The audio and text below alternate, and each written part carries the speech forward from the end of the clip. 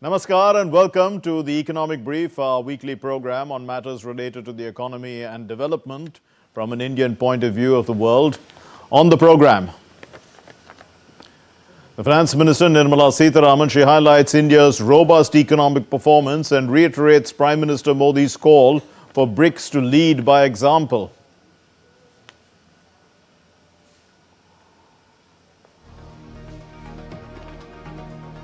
Expanded BRICS consolidates South-South trade without antagonizing US President Donald Trump and his tirade against the bloc.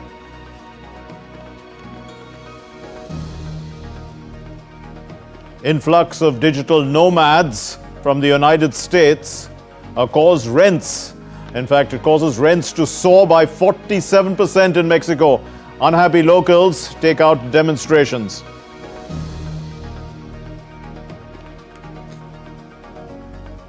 Estimates from AccuWeather and from other firms place the total economic losses from the Texas floods between $18 billion and $22 billion.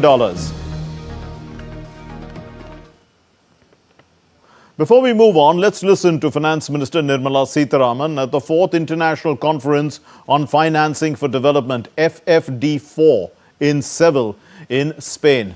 Now, she called for global financial reform, and she shared India's success in lifting 250 million people out of multi-dimensional poverty through inclusive digital infrastructure. Let's listen.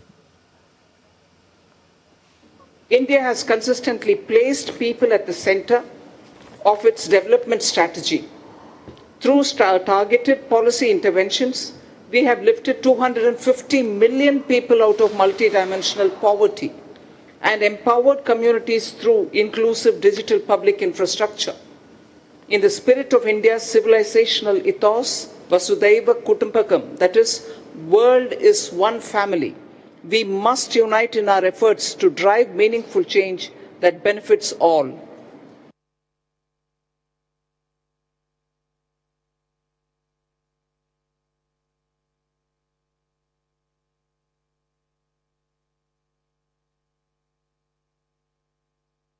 Finance Minister Nirmala Sitharaman speaking in Spain at the beginning of July.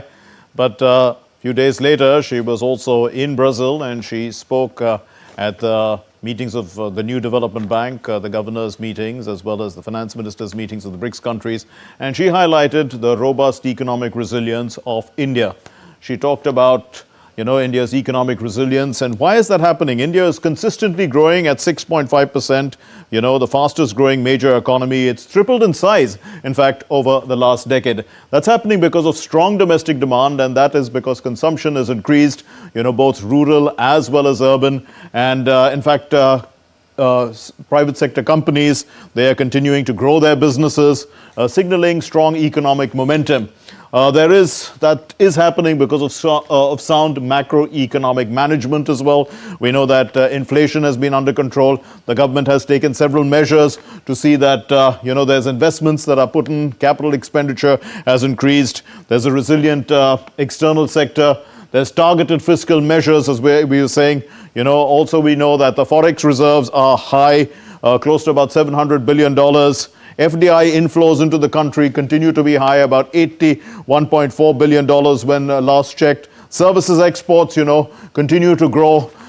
Everything is looking robust for the Indian economy, led by IT, consulting, digital technologies.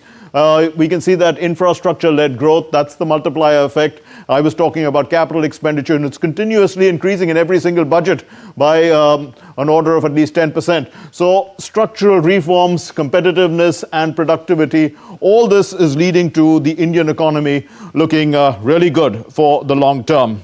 Before we move on, let's listen to Prime Minister Narendra Modi highlighting how, India's growth without compromising its national interests can be a light for developing countries in the 21st century. He was speaking, in fact, to the Namibian Parliament on the 9th of July. In the 21st century, India's development lights a path showing that the global south can rise, lead, and shape its own future.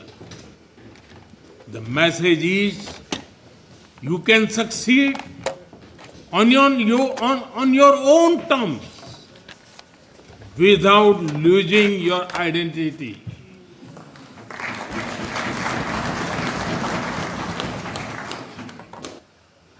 Well, we are joined by Professor Sachin Chaturvedi, Vice Chancellor of Nalanda University, who is joining us from Nalanda University. And we also have with us Prasenjit Basu, Senior Economist, who's in the studio with us.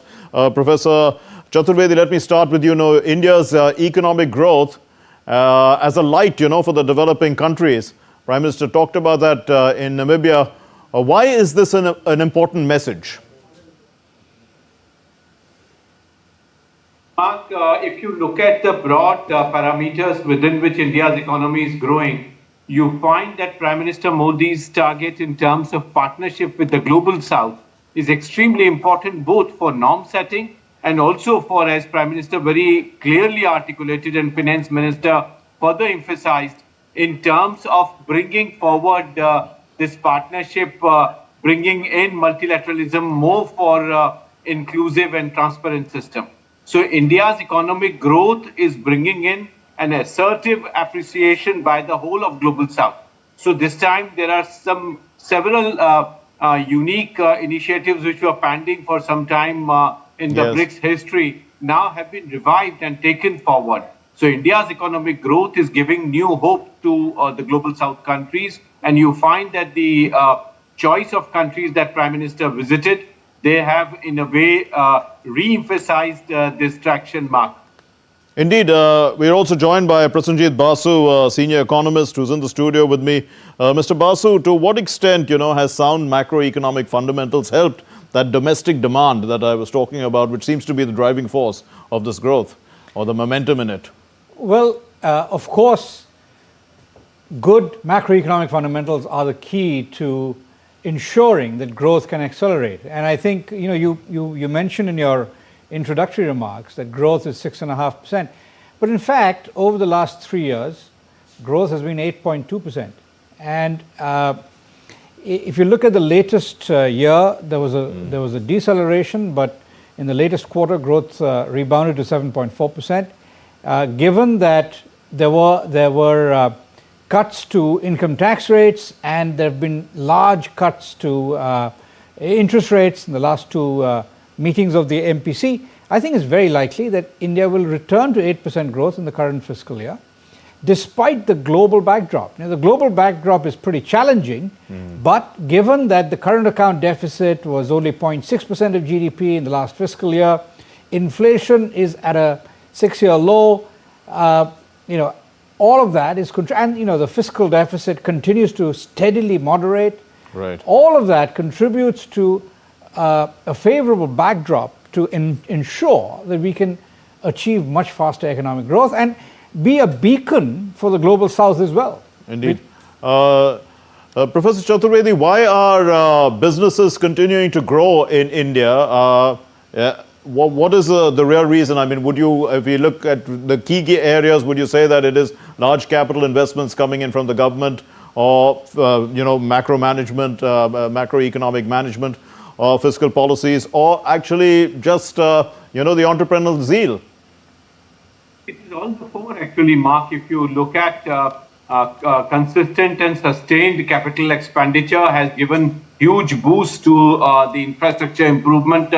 As you rightly said in the beginning, infrastructure-led economic development, and also very consistent efforts for diversifying the markets. So if you continue to diversify the markets, you bring in the institutional reforms that are needed. If you bring in the focus on competitiveness and productivity, you find a solution in terms of how the infrastructure-led growth, both at the national level, but also states picking up those goals for the idea of 5 trillion economy. So it's small sort of quick attempts by different states linking their reforms process with incentives. Sure. So multiple modalities have evolved in terms of how this impetus is given. And you find that both in fiscal as well as in monetary policy announcements. The third and much more important is close collaboration between Ministry of Finance and the Reserve Bank of India. Both the institutions have worked together, and as a result, you find a huge complementary role that fiscal and monetary policy have played. And I think Finance Minister's own engagement with multiple actors, with our public sector banks for credit uptake, reduction of NPAs. So as you rightly said, macroeconomic performance has also contributed and assured investors about this change that is needed. Okay, indeed. Do stay with us, both of you. Let me move on to our next story, which is about BRICS. The BRICS countries, are pushing back against the tariffs of the US President Donald Trump, not with tit-for-tat tariffs, but actually with diplomacy, economic realignment, and some strong collective stance in a sense. Let's look at this report. US President Donald Trump threatened a 10% tariff on all BRICS nations, including newer members like Iran, Egypt, and Indonesia, after the bloc condemned US military actions and criticized rising protectionism. He accused BRICS of promoting anti-American policies and trying to destroy the dollar. BRICS was set up to degenerate our dollar and take our dollar as the standard, take it off as the standard. And that's okay if they want to play that game, but I can play that game too. So anybody that's in BRICS is getting a 10% charge. At the 2025 BRICS Summit in Brazil, the bloc issued a joint statement condemning the indiscriminate rising of tariffs and warning that such actions could destabilize global trade. The statement avoided naming the United States directly, but clearly targeted Trump's policies. I don't think it's very responsible or serious for the president of a country as big as the United States to go around threatening the world through the internet. It's not right. The world has changed. We don't want an emperor. BRICS welcomed Indonesia as its 10th full member and added 10 partner countries, including Nigeria, Malaysia, and Cuba. The expansion boosts BRICS' share of global GDP to around 30% and accounts for 45% of the world's population. BRICS called for WTO reform and restoration of its dispute settlement mechanism. It reaffirmed commitment to multilateralism and international law. South Korea is there. South Korea is a highly developed country. They're in the same boat as us. Japan is a highly developed economy. So those are nations that you could already approach to say we've got products that we can give to you. While the US is concerned about de-dollarization, BRICS is advocating a BRICS Pay cross-border payment system. Reports suggest 15% of BRICS trade bypasses the US dollar. But significantly, the BRICS New Development Bank has issued $35 billion in loans and launched a multilateral guarantees platform to reduce reliance on Western finance. The idea of financing projects for development in smaller countries, the idea of making international organizations preferential space for talks, I think this is the most evident side of the BRICS, the most practical side of the BRICS. BRICS leaders like PM Modi emphasized reform, not rebellion, in global institutions, and a people-first, inclusive approach to trade and development. So while rejecting the threat of US tariffs, BRICS has positioned itself as a constructive reformer, not a disruptor. The Economic Brief, DD India. Well, Professor Sachin Chaturvedi and Prasenjit Basu continue to be with us. Mr. Basu, coming to you, to what extent, the US taking on BRICS, which represents 30% of global trade, is this heading for a major, economic showdown? Well, I think President Trump has been incorrectly briefed. I don't think the purpose of BRICS was to replace the US dollar. Certainly, India is not going to participate in any system where we replace the US dollar with one of the BRICS currencies. The only convertible currency among the BRICS countries is the South African rand, and I don't think the South African rand can replace the US dollar as a common currency or anything of the sort. Neither the renminbi, the Chinese currency, nor the Indian rupee are fully convertible. So you can't really replace the US dollar as a reserve currency using any of the BRICS currencies. So I think he's been poorly briefed. I think the BRICS countries need to reach out and tell him that he is on the wrong track. At any rate, I don't think India is going to be painted with that same broad brush. India is very close to signing a trade deal with the United States. Around the same time that he was talking about BRICS as an enemy, he also mentioned that the US is very close to signing a trade deal with India. So not too many trade deals have been signed. Only the UK, Vietnam, and to some degree China have come to an agreement. India will be the fourth, and it'll be good. I think it'll be good for us, in particular, if we get preferential access for our textiles and garments in the US market, because that will make us very competitive against the likes of Vietnam and Bangladesh, and could really generate millions of jobs if we begin to really grow our textile and garment exports. So that's one area. I think there's some concern in India about the dairy sector being forced to open. Frankly, I think dairy is another area where we are very competitive. Just the fact that we have small farmers participating doesn't mean that they're all vulnerable. They are well, they're part of cooperatives. Amul and Mother Dairy are remarkably successful, and they're much cheaper. I've lived all over the world. Nowhere in the world can you get milk and milk products as cheaply as you can in India. So, fair enough. I don't think we have anything to fear.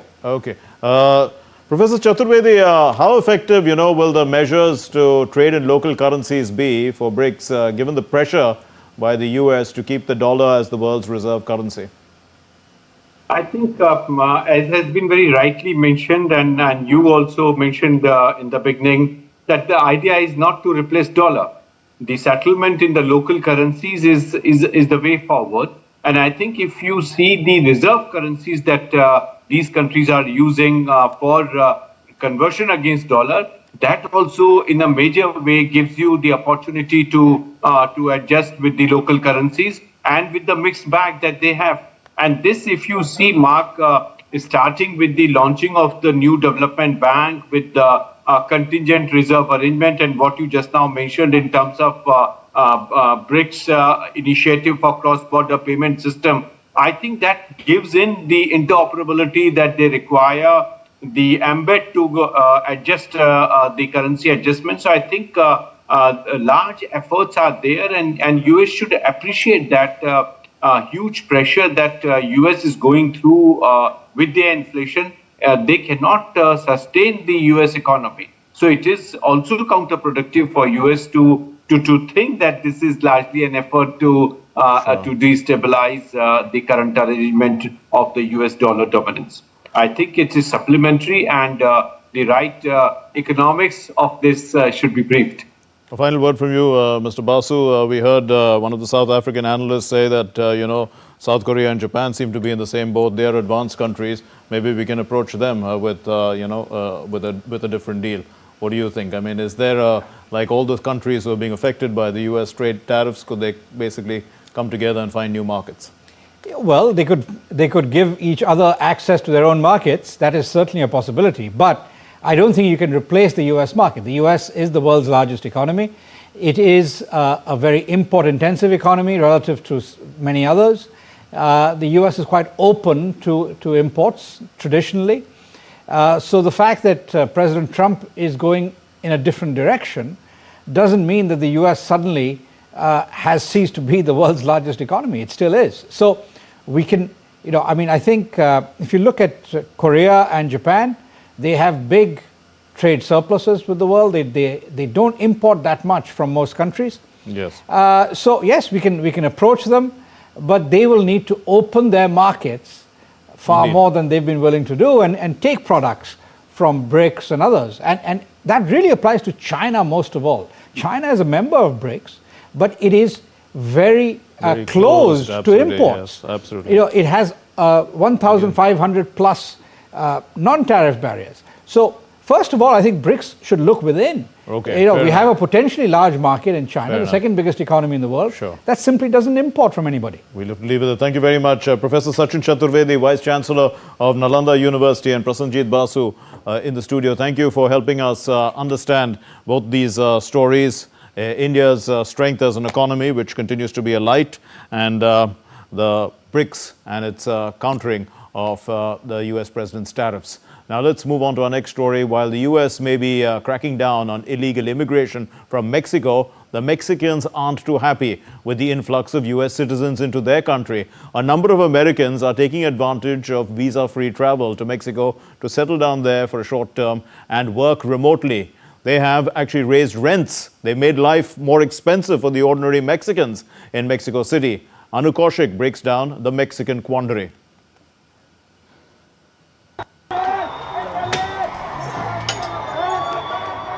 Restaurants vandalized while diners take cover inside.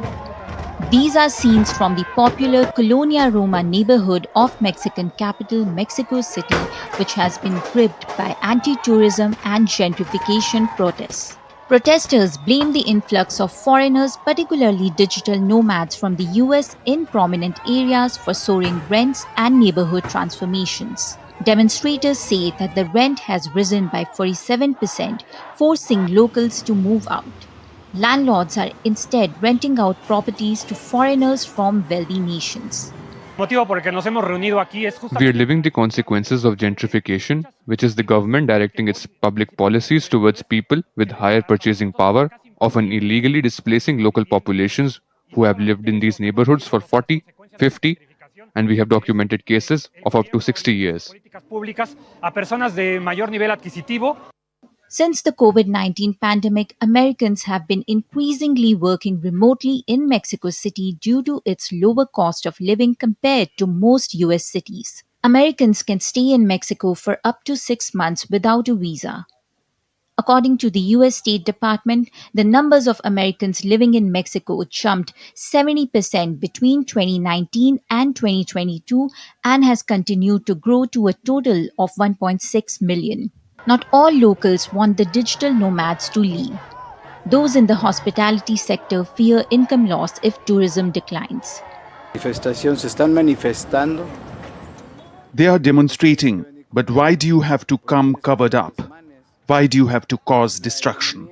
The economy here relies heavily on the spending of foreign visitors. Mexican President Claudia Sheinbaum slammed the protest as xenophobic while acknowledging some of the demonstrators' demand as legitimate. All human beings are equal, and we cannot treat anyone as lesser. The xenophobic displays of this demonstration need to be condemned. In 2022, when she was Mexico City mayor, Sheinbaum signed an agreement with Airbnb and UNESCO to boost local tourism. The protests have also led to criticism of the government over its failure to regulate the housing market. The Economic Brief, DD India. And the unprecedented flash floods along the Guadalupe River in Texas dumped several months' worth of rain in just a few hours, triggering a river surge of up to 30 feet in under an hour. The flash floods have significantly impacted homes, businesses, properties, infrastructure, and the economy. Estimates of the total damage range from, in fact, $18 billion to $22 billion. We leave you with Aman Kumar Himanshu's report. Thank you very much for watching the Economic Brief. Namaskar. The flash floods in Texas is one of the deadliest and costliest in US history. Apart from loss of lives, the disaster also comes with a massive financial toll. A preliminary estimate from AccuWeather puts the total damage and economic loss between $18 billion and $22 billion. This type of severe weather event, in terms of the dangerous flash flooding, the significant destructive flash flooding, it's part of the history of weather events that have occurred across this part of Texas. The floods have significantly damaged homes, businesses and infrastructure, including bridges, roads and sewage systems. The cost of search and recovery, as well as extensive cleanup operations, will continue to the overall economic burden. According to National Centers for Environmental Information, from 1980 till 2024, flooding killed hundreds of people nationwide and inflicted at least $203.3 billion in losses. That's about $50 billion more than the toll of wildfires over the same period. Whereas Texas Governor Greg Abbott informed those affected that they can begin reporting property damage through the individual state of Texas assessment tool. More than 2.1 million properties across Texas already face flood risk, and over 200,000 are projected to flood with near certainty in the coming decades. Despite this, only 7% of homes statewide carry flood insurance. In recent years, insurance costs have climbed because of rise in natural disasters triggered by climate change.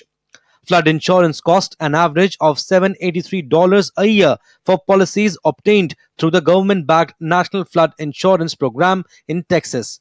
However, homeowners in the state's high-risk flood zones pay 52% more for NFIP flood insurance than those in moderate and low-risk areas. The NFIP is run by Federal Emergency Management Agency or FEMA, which was over $20 billion in debt as of 2024. Red tape also delays payouts and discourages trust in the system. An industrial and agricultural state, Texas relies heavily on its freight rail network for transport of goods. But the flash floods have eroded track beds, damaged the rail lines, and washed away the bridges. Businesses have been incurring additional cost due to rerouting shipments via more expensive modes like trucking. Apart from the losses incurred, the state also faces massive cost of rebuilding. The Economic Brief, DD India.